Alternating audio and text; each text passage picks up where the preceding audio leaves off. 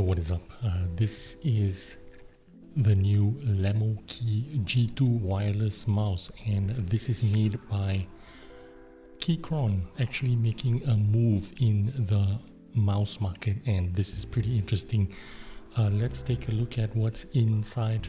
We'll do a quick unbox and check it out. What kind of mouse are we getting for our money here? Now, it's pretty interesting that Keychron has decided to join in the mouse race, the rat race. And if they know something about keyboards and they put in the same effort as they do, I think they should be doing pretty well here, because these guys know what's up with keyboards and making good products. So let's check it out. This is a 3950. I think it's 8K compatible as well, and it has a wedge shape, much like a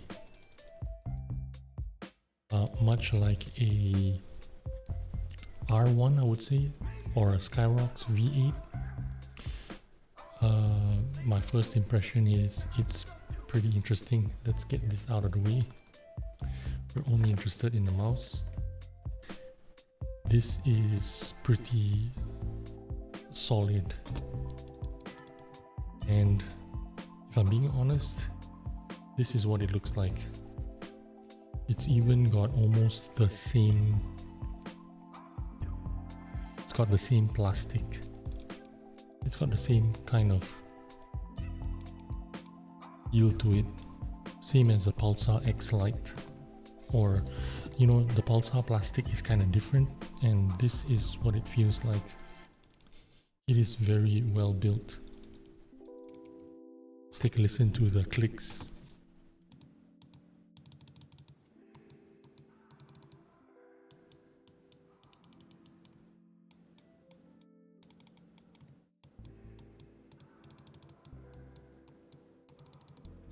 Now, as far as I know, this is Huano blue shell pink dots, and they work really well. But they're not using a Nordic chip. This is a Realtek chip, so I don't know how it performs in terms of battery life and stuff like that. But you're getting a 52 gram wedge shaped mouse, so this is something like perhaps an R1, perhaps a Skyrox V8. 53 grams out of this. Actually, I want to compare it to an R1, and it is significantly higher hump, although it is still a wedge shape. It feels great in the hand, to be honest with you. So I'm getting an R1 kind of vibe, but it is much pointed up right there, so you feel it right in the middle of your palm, which I actually kind of like. This kind of reminds me of a Skyrox V8, but slightly wider grip, or maybe even the same grip. If I'm not, let me just measure this out and I'll know for sure. And it looks like my battery's died on this thing. We got a medium size 55. The shell or the surface or the plastic feels exactly like a Pulsar, so you're getting a really nice quality shell here. Very interesting. Actually, I want to plug it in. Here's the dongles right here. This is completely unnecessary dongle there. Let's get rid of the cover. It's gonna just add weight to it. But yeah, let's plug it in, because it's got a web driver and we should go check it out. Also try mode. Let's go to the launcher and see what it says. Click on the connect. Ultra Link 8K. So we've got an 8K dongle in that little tiny micro dongle. So that's pretty interesting. This is the web-based software. pretty straightforward. We'll get 1600 dpi. Polling rate, pretty easy, straightforward to use. Macros, advanced. What's advanced? Debounce time. We'll get it down to 0. Lift-off distance 0.7 is fine for us. Want 1600 dpi? Oh, you gotta click submit. Okay, that's actually pretty easy to use. So let me turn it off and talk about the mouse.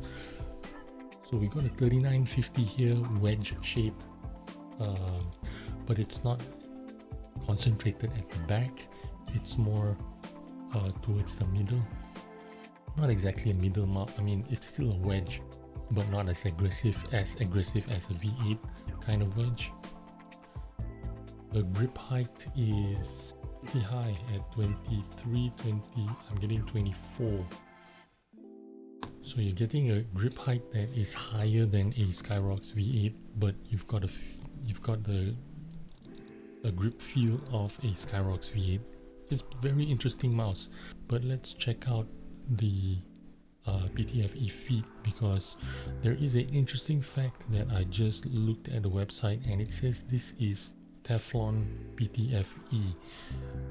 Okay, this is exactly the same quality as a Pulsar. Now, why I say it's interesting is because it's mentioned on the website this is PTFE slash Teflon or Teflon slash PTFE, and PTFE is actually a registered trademark. PTFE is actually a brand. PTFE isn't just plastic, it is a, you know, kind of like a formula that is protected. PTFE is a brand, so I think it's made by DuPont, owned by DuPont, or a subsidiary of DuPont, which means it is branded. If these PTFE feet are made by DuPont, then you're looking at one of the best quality, or the patent owner for PTFE. And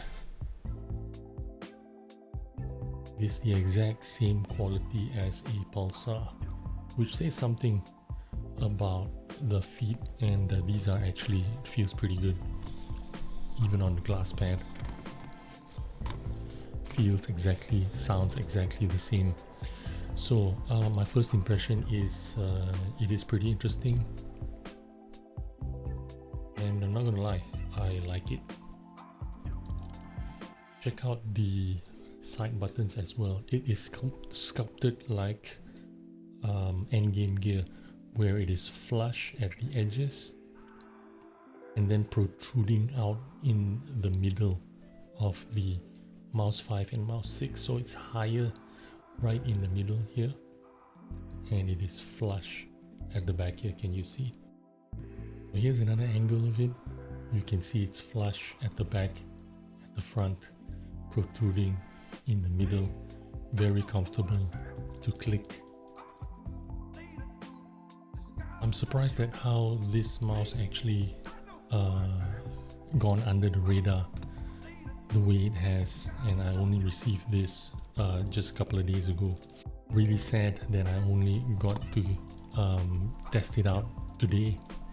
The only downside is this part, the back part of the mouse, where the dongle is stored. I wish it was just a large PTFE feed and a PTFE pad, and this would have been perfect. This has a 300 milliamp battery. Huano, I think these are Huano blue shell pink dots. I'm not too sure. The clicks are incredible. Well, incredible like in it's nice.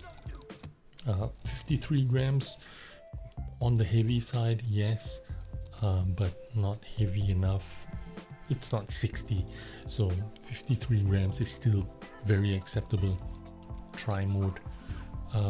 Yeah, Lemokey G2, super surprised, but I'll do a follow-up video after I use it for some time, and then we'll see what happens with it. Anyway, thanks for watching. Hope you found some useful information, and I'll see you on the next one. Bye bye.